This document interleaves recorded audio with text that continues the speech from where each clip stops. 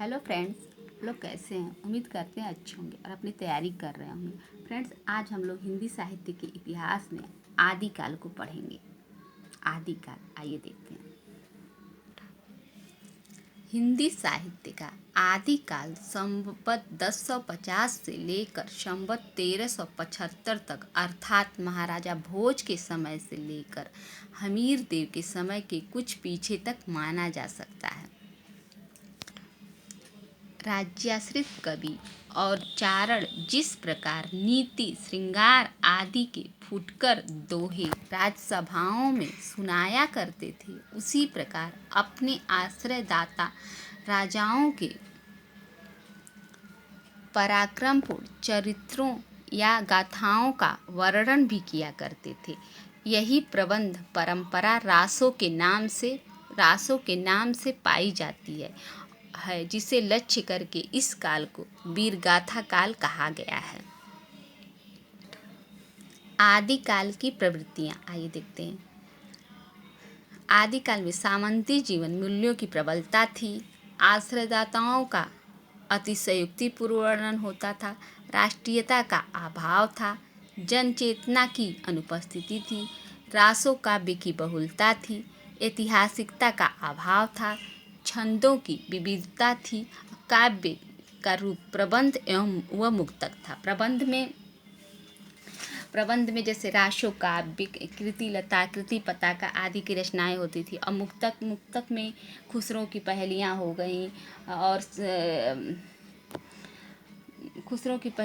सिद्धों की रचनाएं, नाथों की रचनाएं, विद्यापति की पदावली आदि थे। आदिकाल में जो शैली मिलती है वो डिंगल शैली थी, पिंगल शैली थी। डिंगल शैली में कर्कश शब्दावली का प्रयोग होता है, जबकि पिंगल शैली में कड़पड़ी शब्दावली थी। और कर्कश शब्दावली के कारण डिंगल शैली अलोकप्रिय हो गई और जबकि कड़पड़ी शब्दावली के कारण पिंगल शैली लोकप्रिय हो गई और धीरे धीरे यही ब्रज भाषा में परिवर्तित हो गई। आदिकालीन साहित्य, आदिकाल की रचना सामग्री को मोटे तौर पर हम 3 प्रकार के साहित्य में बांट सकते हैं। धार्मिक साहित्य, जिसमें सिद्ध साहित्य, नाथ साहित्य और जन साहित्य शामिल था। लोक साहित्य, जिसमें विद्यापति की पदावली, खुसरों की पहेलियाँ आदि शामिल थी। राज्याश्रित साहित्य, जिसमें रासो काव्य आदि शामिल था। अब आदिकाल में अपभ्रंश साहित्य, आइए हम देखते हैं। डॉक्टर राम कुमार वर्मा ने अपभ्रंश भाषा के प्रमुख कवि स्वयंभू को हिंदी का प्रथम कवि माना है। किसको माना है? स्वयंभू को माना है। स्वयंभू जो थे 8वीं शताब्दी के, जो 783 ईस्वी के आसपास के कवि थे। स्वयंभू को ही जैन परंपरा का भी प्रथम कवि माना जाता है। स्वयंभू के 3 ग्रंथ हैं। कौन कौन से देखते हैं? परमचर्यु, रिठेलचर्यु तथा स्वयंभू छंद। स्वयंभू को अपभ्रंश भाषा का वाल्मीकि कहा जाता है। क्या कहा जाता है? स्वयंभू को अपभ्रंश भाषा का वाल्मीकि कहा जाता है। यह बहुत परीक्षाओं में पूछा गया, इसको हम लोग याद रखेंगे। स्वयंभू ने अपनी भाषा को देसी भाषा कहा है। क्या कहा है? देसी भाषा, इसको भी याद रखेंगे। स्वयंभू के परमचर्यु को उनके पुत्र त्रिभुवन ने पूरा किया। क्यों? क्योंकि स्वयंभू जो था ये अपूर्ण था और इसको पूरा उनके पुत्र त्रिभुवन ने किया। और इसमें किसका वर्णन है? इसमें परमचर्यु में राम के चरित्र का विस्तार वर्णन है। अक्सर परीक्षा पूछ देता है कि परमचर्यु किससे संबंधित ग्रंथ है, तो हम लोग याद रखेंगे रामचंद्र जी से संबंधित ग्रंथ है। अपभ्रंश के दूसरे कवि पुष्यदंत, जिनका समय था 10वीं शताब्दी में हुआ। इनके भी 3 ग्रंथ हैं। कौन कौन से देखते हैं? महापुराण, लयक कुमारचर्यु, जसहरचर्यु। पुष्पदंत को हिंदी का भवभूति कहा जाता है। क्या कहा जाता है? भवभूति कहा जाता है, याद रखेंगे। स्वयंभू को हिंदी का वाल्मीकि कहा जाता है और पुष्पदंत को हिंदी का भवभूति कहा जाता है। महापुराण जो इनका ग्रंथ है महापुराण, उसमें 63 महापुरुषों का जीवन चरित्र वर्णन किया गया। कितने का? 63, याद रखेंगे। शिव सिंह सेंगर ने पुष्य कवि को भाखा की जड़ कहा है। क्या कहा है? भाखा की जड़। पुष्यदंत ने स्वयं को अभिमान मेरु काव्य रत्नाकर की उपाधि से विभूषित किया। किससे किया? अभिमान मेरु और काव्य रत्नाकर। अपभ्रंश के तीसरे प्रमुख कवि धनपाल ने 10वीं शताब्दी में कौन सी रचना लिखे थे? भविष्यत कथा की रचना की है। 12वीं शताब्दी में जीनी दत्त सूरी द्वारा लिखित ग्रंथ उपदेश रसायन रास है। क्या है? जो जैन रास काव्य परंपरा का प्रथम ग्रंथ माना गया है। उपदेश रसायन रास अपभ्रंश भाषा का प्रथम राष्ट्रीय काव्य है।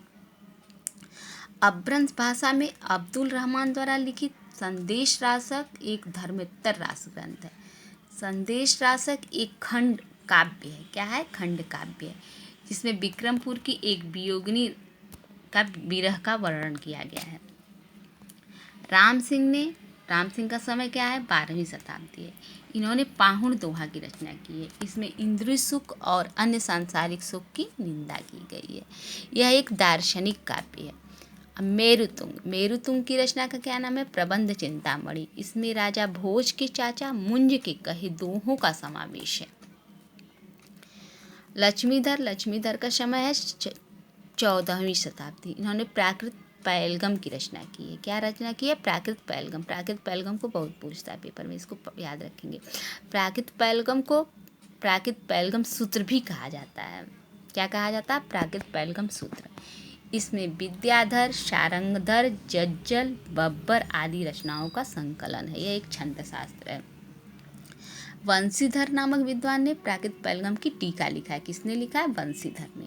फिर जोइंदू का समय है 10वीं शताब्दी। इनकी रचना है योग सागर, परमात्मा प्रकाश। फ्रेंड्स, कोई भी चैप्टर अगर हम लोग छोटे छोटे टॉपिक में पढ़ेंगे तो हम लोग को याद भी रहेगा और पढ़ने में मज़ा भी आएगा। अब ये हम लोग आदिकाल का पार्ट 1 देखे। इसी तरह हम लोग कई पार्टों में आदिकाल को ख़त्म करेंगे। आज हमने आदिकाल के अपभ्रंश काल के रचनाओं को देखा। कल हम लोग सिद्ध साहित्य देखेंगे, फिर नाथ साहित्य देखेंगे, फिर जैन साहित्य देखेंगे, फिर रासो साहित्य देखेंगे। इस तरह धीरे धीरे और फिर उसका ऑब्जेक्टिव बनाएंगे। इस तरह तब आदिकाल ख़त्म करेंगे। थैंक यू, धन्यवाद।